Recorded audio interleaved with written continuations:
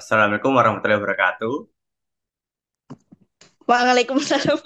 Assalamualaikum warahmatullahi wabarakatuh. Bagaimana kabarnya semuanya? Alhamdulillah baik. Alhamdulillah baik. Alhamdulillah sehat semuanya ya.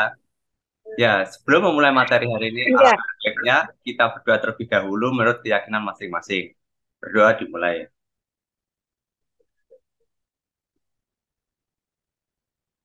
Berdoa selesai.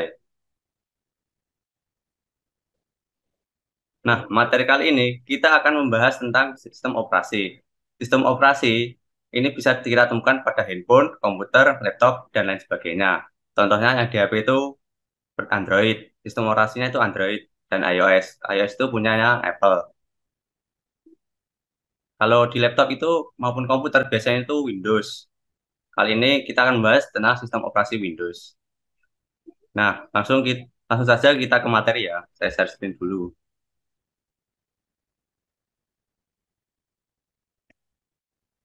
Oh, sudah terlihat? Belum. Sudah. Sudah. Sudah, Pak. Terima kasih. Nah, saya play dulu. Nah, sistem operasi. Apa itu OS? OS atau sistem operasi merupakan perangkat lunak yang dibutuhkan agar komputer dapat berfungsi dengan baik. OS menghubungkan antara perangkat keras dengan perangkat-perangkat yang terdapat pada komputer sehingga dapat terintegrasi. Salah satu OS berbayar yang telah digunakan secara luas adalah Windows. Dari masa ke masa, Windows terus mengalami perkembangan dan masih merupakan salah satu OS yang paling banyak digunakan. Peranan dan kategori sistem operasi. Sistem operasi bertindak sebagai pemerintah di mana sistem operasi mempengaruhi komponen-komponen sistem komputer yang tepat. Sistem operasi dapat dipandang sebagai resource alokator yang bertugas sebagai manajemen dari resource, CPU utama, memory space, file storage, I/O device, dan lain-lain. Kemudian sistem operasi memberi resource bagi program tertentu dan user sesuai dengan kebutuhan dan menentukan permintaan yang diberikan resource, sehingga sistem operasi berjalan efisien dan fair. Selain itu, sistem operasi juga dipandang sebagai kontrol program yang bertugas mengontrol perangkat I/O dan program user yang berbeda dan mengontrol eksekusi program user untuk mencegah error dan pengguna komputer yang tidak tepat. Kategori sistem operasi. Yang pertama itu single user, single tasking. Satu komputer hanya bisa digunakan oleh satu user dan hanya bisa menjalankan satu program di waktu yang satu. Contohnya itu DOS, Disk System, Multi-User Target. Satu komputer dapat digunakan oleh banyak user, namun tiap user hanya bisa menjalankan satu program di satu waktu. Contohnya itu Novel Netware, single user multitasking. Satu komputer dipakai oleh satu user dan dapat menjalankan banyak program di satu waktu. Tampilannya desktop GUI. Contohnya itu Windows, macOS, Linux, Symbian. Multi-user, multitasking. Satu komputer dapat bersamaan oleh banyak user yang dapat menjalankan banyak program di satu waktu. Contoh Unix, Linux, BBSD, dan Solaris. Sejarah dan perkembangan sistem operasi. Perkembangan sistem operasi sangat dipengaruhi oleh perkembangan hardware. Fasilitas pengguna hardware adalah sebuah alasan mengapa sistem operasi dikembangkan. Dengan kata lain, ketika hardware berkembang dan bertambah maju, maka harus diikuti oleh kemajuan pengembangan sistem operasi. Evolusi sistem operasi dari waktu ke waktu adalah sebagai berikut. Generasi nol. Jadi ini dimulai dari generasi nol dulu, tidak langsung generasi pertama. Jadi di sini itu komponen utama tabung hamba udara. Yang kedua, sistem komputer belum menggunakan sistem operasi.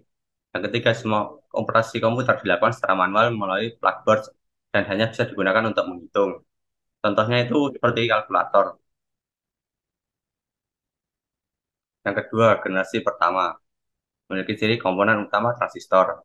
Yang kedua, sistem operasi berfungsi terutama sebagai pengatur pergantian antar job berikutnya. Lebih efisien dalam masa ini muncul konsep batch system. Semua job sejenis dikumpulkan jadi satu.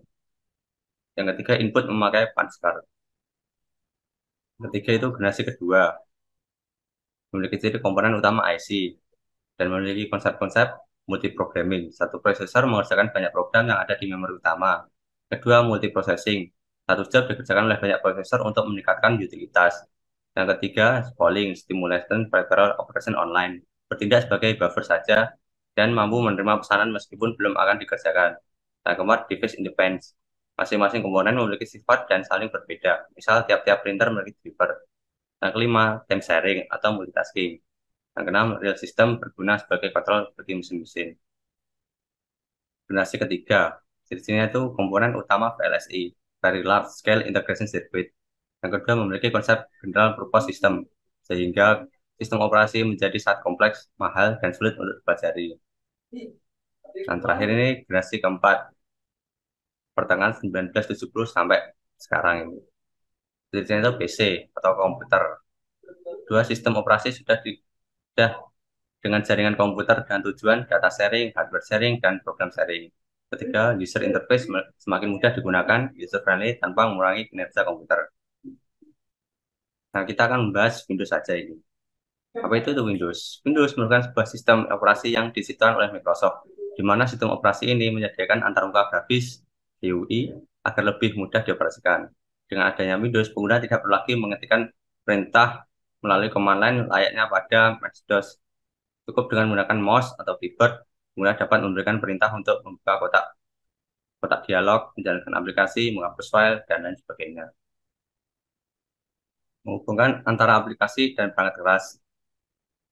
Fungsinya itu menghubungkan aplikasi dan perangkat keras, sehingga dapat terintegrasi secara bekerja secara konsisten dan stabil.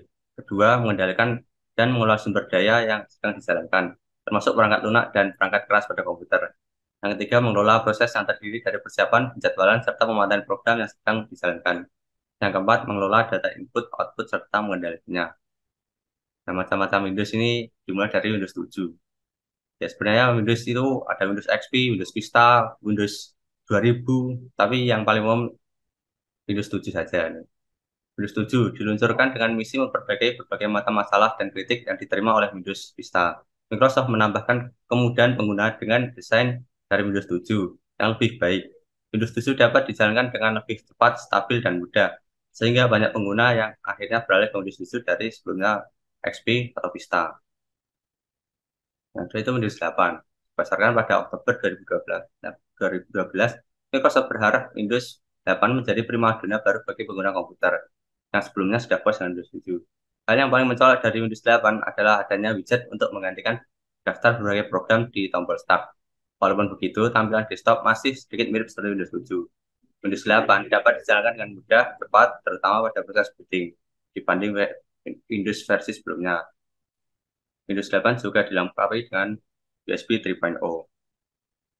Nah, Windows 8.1. Sebelumnya Windows 8 ini tidak memiliki tombol start di bagian desktopnya. Hal ini kemudian diperbaiki oleh Microsoft dengan dihadirkan Windows 8.1 yang dirilis pada Oktober 2013. Windows 8.1 memunculkan kembali tombol start, namun dengan ikon yang gambar 4 jendela, logo Windows versi flat, bukan tulisan start. Kembalinya tombol start ini diharapkan agar lebih memudahkan pengguna yang masih menggunakan mouse dan keyboard tanpa layar sentuh. Lokasi tombol start pada Windows 8.1 sama dengan Windows 7, yakni berada di pojok kiri bawah desktop. Perbedaan lain antara Windows 8.1 dengan 8 terletak pada ukuran file pada start screen. Ukuran tel pada Windows 8.1 ini terjauh lebih fleksibel dan bervariasi. Sebenarnya Windows 8.1 itu adalah bentuk protes dari para pengguna. Kenapa kok logo Windows-nya itu dihilangkan pada Windows 8? Jadi Microsoft merilis 8.1 gitu. Nah, kemudian Windows 10. Windows 10 ini dirilis pada Juli 2015. Pada Windows 10 tetap dipertahankan tombol start dengan desktop yang lebih seimbang.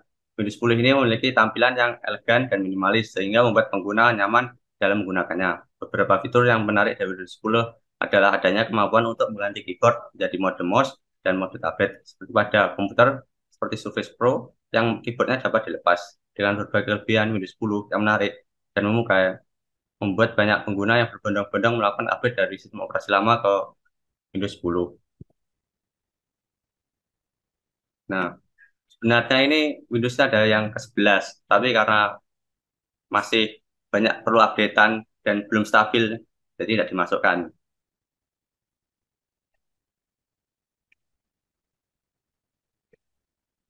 Nah, kesimpulan hari ini adalah sistem operasi Windows itu terus mendapatkan update agar para pengguna bisa mendapatkan fitur terbaru yang memudahkan dalam menangani berbagai pekerjaan yang membutuhkan komputer. Untuk pertemuan selanjutnya, kita akan membahas bagaimana cara menginstal sistem operasi di komputer maupun laptop. Saya berharap bahwa materi hari ini telah kita bahas hari ini memberikan wawasan baru dan meningkatkan pemahaman kalian tentang sistem operasi. Terima kasih semuanya, semoga sehat selalu, dan semoga kita bisa bertemu di pertemuan yang akan datang. Wassalamualaikum warahmatullahi wabarakatuh. Waalaikumsalam warahmatullahi wabarakatuh. Terima kasih, Pak. Terima kasih ya semuanya. Maaf ganti waktunya. Iya, Ya, tidak sama-sama, tidak Kak. apa-apa, Pak.